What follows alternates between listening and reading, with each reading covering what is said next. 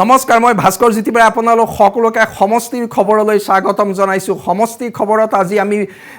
আলোচনা কৰিম গোলাঘাট বিধানসভা সমষ্টিক লৈ। গোলাঘাট জিলাৰ গোলাঘাট বিধানসভা সমষ্টি ৰাজ্যৰ ৰাজনীতিত তাৎপৰ্যপূৰ্ণ সমষ্টি। গোলাঘাট বিধানসভা সমষ্টি পুনৰ নিৰ্ধাৰণত বিশেষ প্ৰভাৱ নপৰিলেও পূৰ্বৰ গোলাঘাট সমষ্টি আৰু বৰ্তমানৰ গোলাঘাট সমষ্টিৰ মাজত পৰিৱৰ্তন আহিছে। গোলাঘাট বিধানসভা সমষ্টিৰ ৰাজনীতি তাৎপৰ্যপূৰ্ণ। গোলাঘাট বিধানসভা সমষ্টিৰ ৰাজনীতিত কোনবোৰ দিশ পৰিস্ফুট হৈছে, এইবাৰ গোলাঘাট বিধানসভা সমষ্টিৰ ৰাজনীতি কোন দিশে গতি কৰিব? যোৱা আঢ়ৈ দশক ধৰি গোলাঘাটৰ যি ৰাজনীতি আছিলে সেই ৰাজনীতিত এইবাৰ কিবা নতুন দিশৰ সূচনা হ'ব নেকি?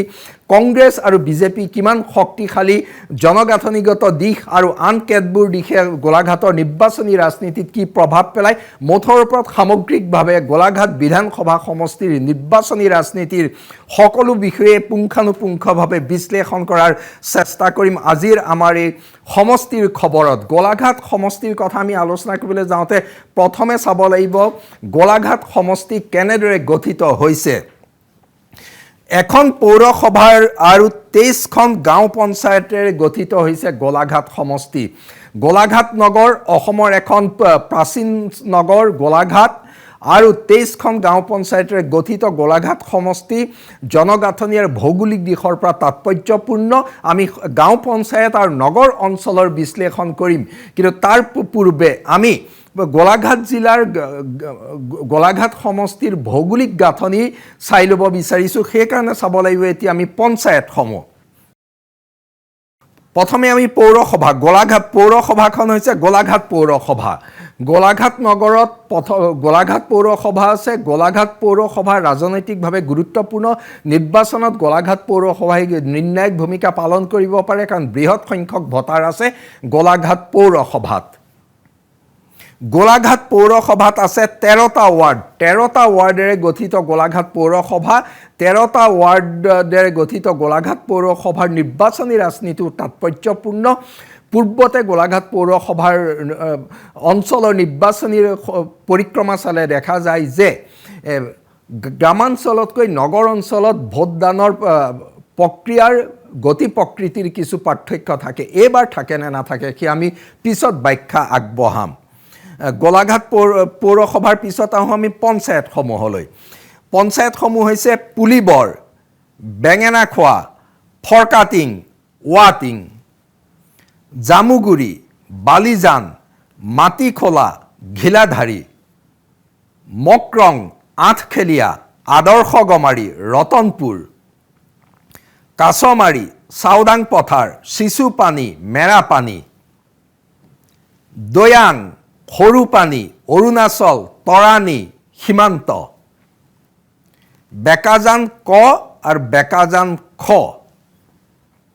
এই বেকাজান ক আৰু খ আহিছে তিতাবৰ সমষ্টিৰ পৰা। সমষ্টি পুনৰ নিৰ্ধাৰণত তিতাবৰ সমষ্টিৰ দুখন পঞ্চায়ত অন্তৰ্ভুক্ত হ'ল গোলাঘাট সমষ্টিত। সেই দুখন হৈছে বেকাজান ক আৰু বেকাজান খ। বেকাজান ক আৰু বেকাজান খ ৰাজনৈতিকভাৱে তাৎপৰ্যপূৰ্ণ। জনগাঁথনিগত দিশৰ পৰাও বেকাজান ক আৰু খ তাৎপৰ্যপূৰ্ণ। সেইকাৰণে বেকাজান ক আৰু খ অন্তৰ্ভুক্ত হোৱাৰ ফলত গোলাঘাটৰ নিৰ্বাচনী সমীকৰণত অলপ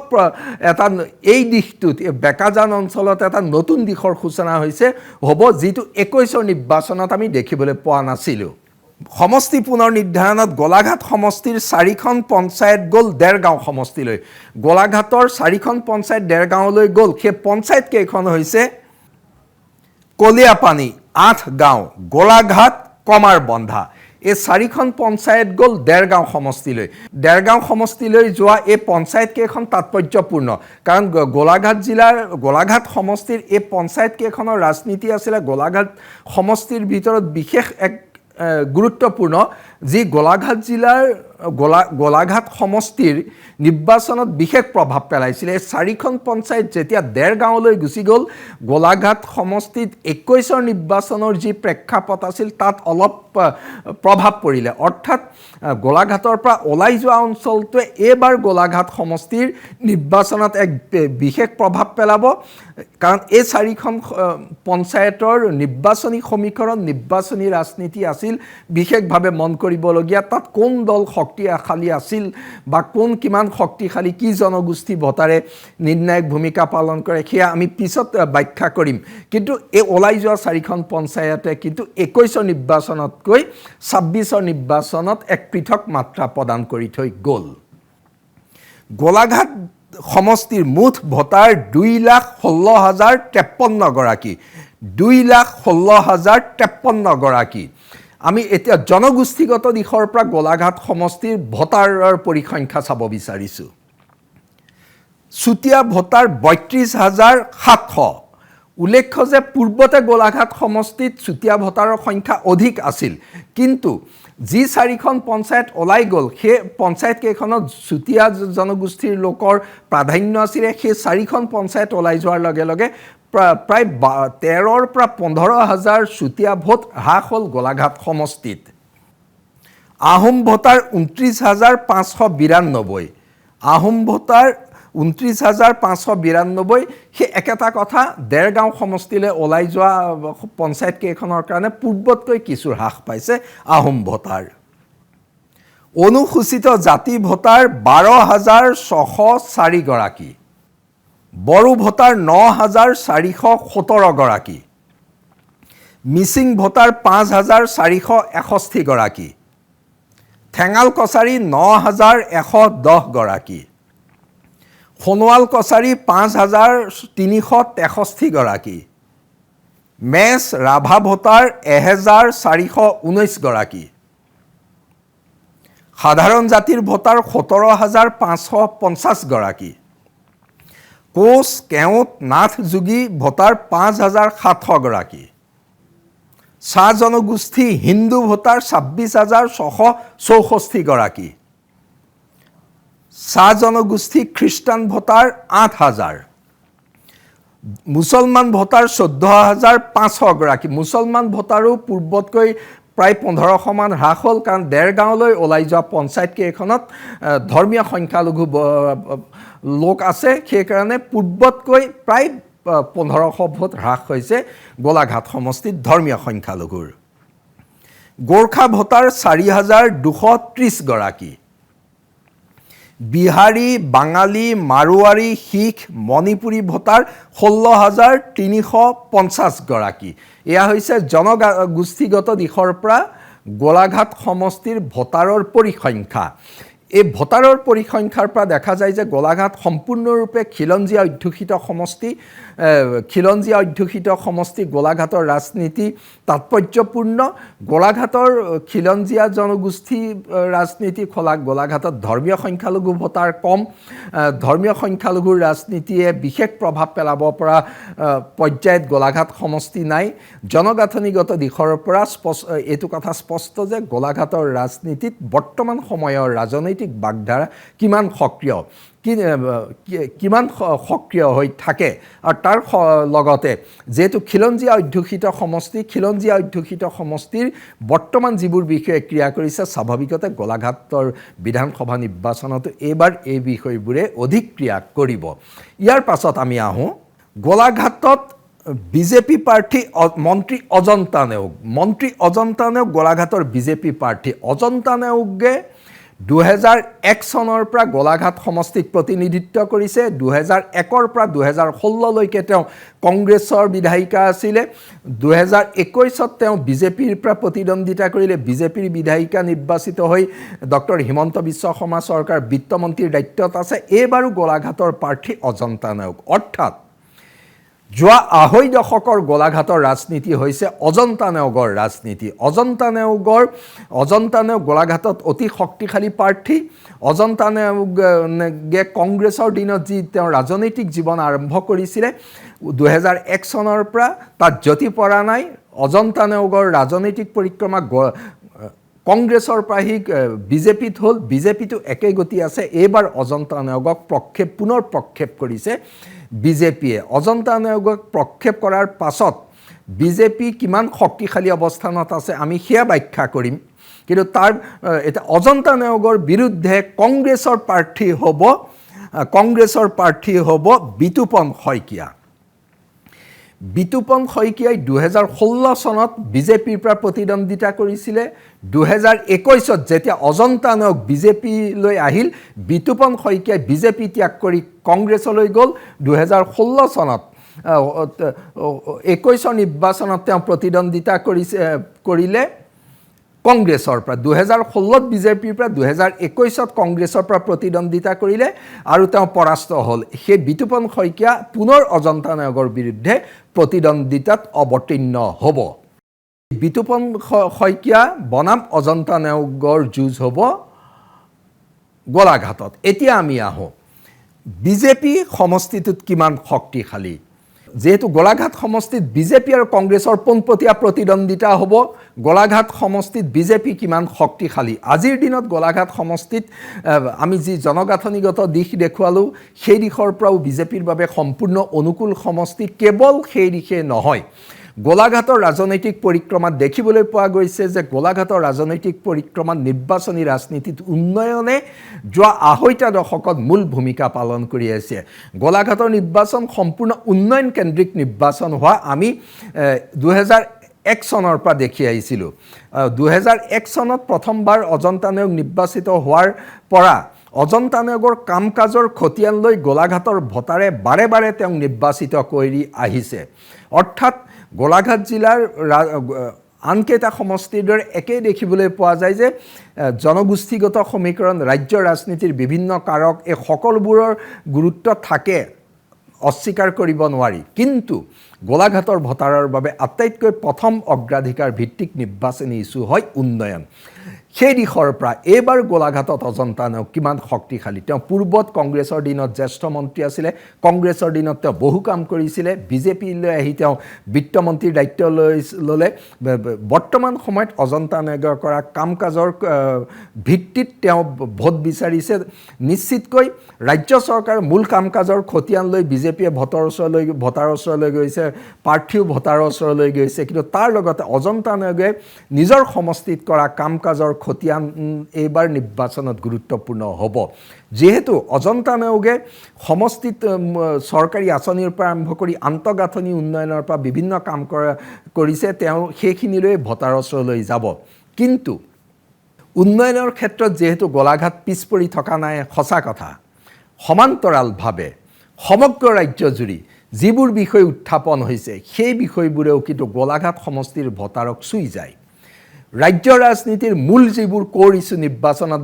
বিৰোধী পক্ষই উত্থাপন কৰিব সেই বিষয়সমূহে সমানে স্পৰ্শ কৰি গৈছে গোলাঘাটৰ ভোটাৰক কাৰণ গোলাঘাটৰ জনবিন্যাস গোলাঘাটৰ নিৰ্বাচনী সমীকৰণ আৰু গোলাঘাটৰ সমাজ তাত এটা কথা স্পষ্ট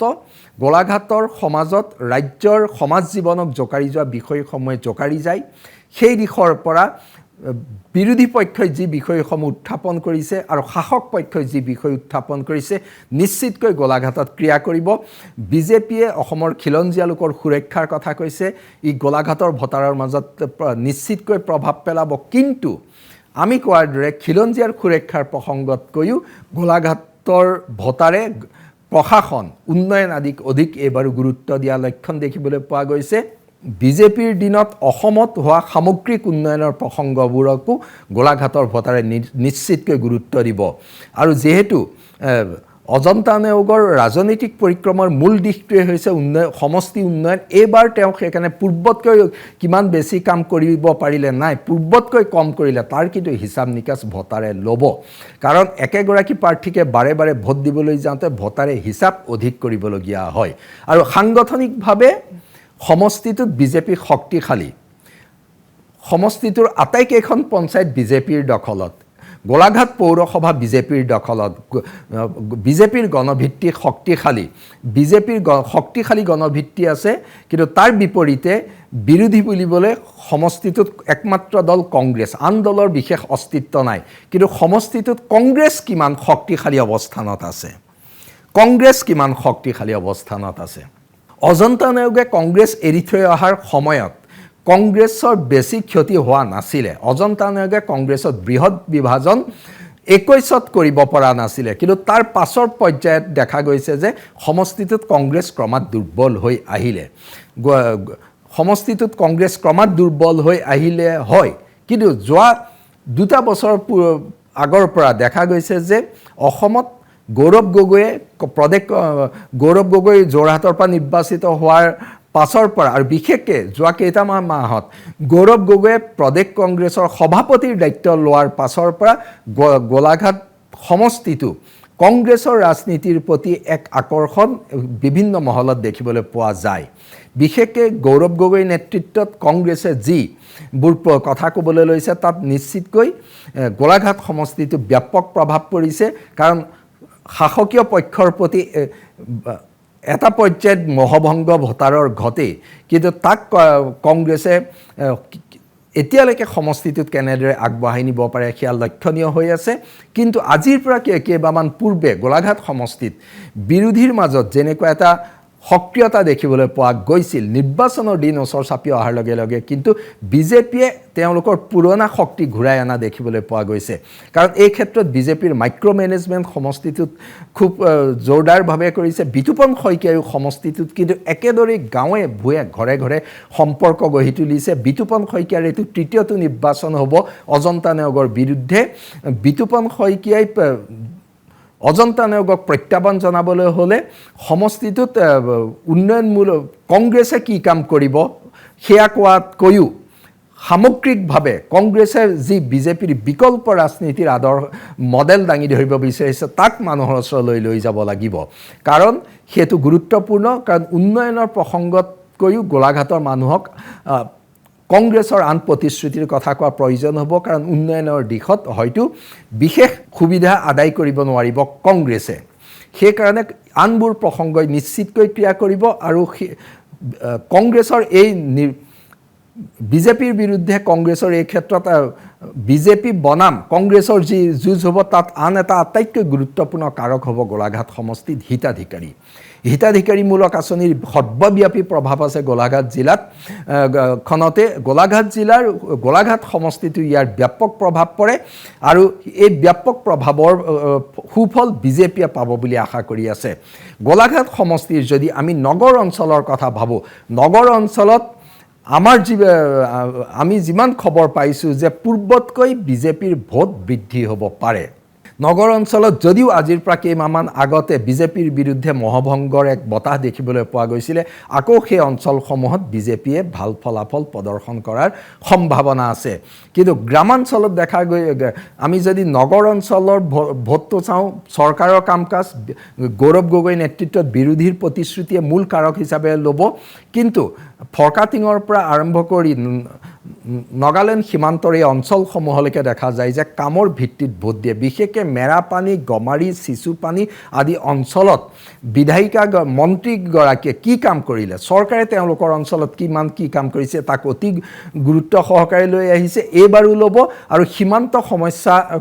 প্ৰসংগবোৰ নিশ্চিতকৈ গুৰুত্বপূৰ্ণ হ'ব, কিন্তু নিৰ্বাচনত বিশেষ কাৰক হিচাপে দেখিবলৈ পোৱা নাযাব। উন্নয়ন আৰু হিতাধিকাৰীমূলক আঁচনি হৈ পৰিব গোলাঘাট সমষ্টি নিৰ্বাচনৰ এক মূল দিশ। আজিৰ দিনত দেখা যায় যে গোলাঘাটত বিজেপি যথেষ্ট শক্তিশালী অৱস্থানত আছে, কংগ্ৰেছেও শক্তিশালীভাৱে প্ৰতিদ্বন্দ্বিতা আগবঢ়াবলৈ সাজু হৈছে। যিহেতু সমষ্টিটো আমি ব্যাখ্যা কৰাৰ দৰে যে অজন্তা নেওগে কংগ্ৰেছ এৰি থৈ অহাৰ পিছত কংগ্ৰেছ দুৰ্বল অৱস্থানত আছে, তাক নিৰ্বাচনৰ সময়ত নতুন গতি দিব পাৰিব লাগিব গৌৰৱ গগৈয়ে। তাৰ সমান্তৰালকৈ গোলাঘাটত কিন্তু ডক্টৰ হিমন্ত বিশ্ব শৰ্মাৰ প্ৰভাৱ, গৌৰৱ গগৈৰ প্ৰভাৱ হ'ব নিৰ্বাচনী ৰাজনীতিৰ এটা তাৎপৰ্যপূৰ্ণ দিশ। হিমন্ত বিশ্ব শৰ্মাৰ ব্যক্তিত্ব, গৌৰৱ গগৈৰ ব্যক্তিত্বই গোলাঘাটৰ ভোটাৰক প্ৰভাৱান্বিত কৰিব আৰু ভিন্ন জনগোষ্ঠীয় সমীকৰণৰ দিশতো কংগ্ৰেছ আৰু বিজেপিয়ে সেই সমীকৰণ কেনেদৰে আগবঢ়াই নিয়ে লক্ষণীয় হ'ব। জনগোষ্ঠীগত সমীকৰণো যিমান গুৰুত্বপূৰ্ণ হ'ব, তাৰ সমান্তৰালভাৱে কিন্তু নতুন প্ৰতিশ্ৰুতি কোনে কেনেকৈ দিয়ে সেয়াও সমানে গুৰুত্বপূৰ্ণ হ'ব। ৱাৰ্ড ভিত্তিলৈকে স্থানীয় পৰ্যায়ত দিয়া প্ৰতিশ্ৰুতিয়ে নিৰূপণ কৰিব গোলাঘাটৰ ৰাজনীতি। কিন্তু আজিৰ দিনটোত গোলাঘাটৰ নিৰ্বাচনী প্ৰেক্ষাপট এয়াই, কংগ্ৰেছ বিজেপিৰ মাজত পোনপটীয়া প্ৰতিদ্বন্দ্বিতা হ'ব। বিজেপি শক্তিশালী অৱস্থানত আছে, কংগ্ৰেছেও শক্তিশালী প্ৰতিদ্বন্দ্বিতা আগবঢ়াবলৈ গৈছে। গোলাঘাটৰ ৰাজনীতিত আমি কোৱাৰ দৰে জিলাখনৰ আনকেইটা সমষ্টিতকৈ কিছু পৃথক গোলাঘাট